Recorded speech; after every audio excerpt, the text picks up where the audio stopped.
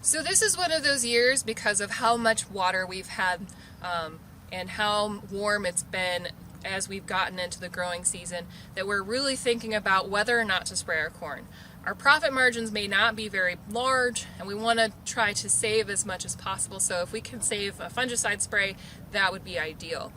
When we target our fungicide applications, the best timing we've found to preserve that yield potential has been from VT to R1.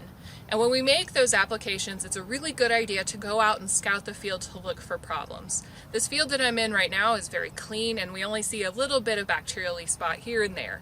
So this field I wouldn't necessarily want to spray. There are some considerations if we have pressure from things like gray leaf spot or northern corn leaf blight that we may want to make that fungicide application.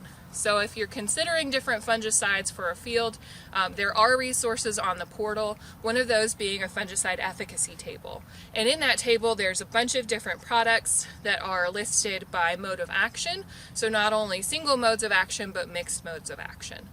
Another thing to think about as we're looking at fungicides is if we target it to the problems that are in the cornfield, we can try to limit the amount of fungicide resistance that may be developing in some of these pathogen populations. Because if we find them in the field and make a reactionary spray based on that and choose the most effective product labeled for that pathogen, we should be able to control it and limit the amount of fungicide exposure those pathogens are involved with. So if you would like more information on fungicide resistance development or fungicide efficacy, there's more information on the corn portal or our website.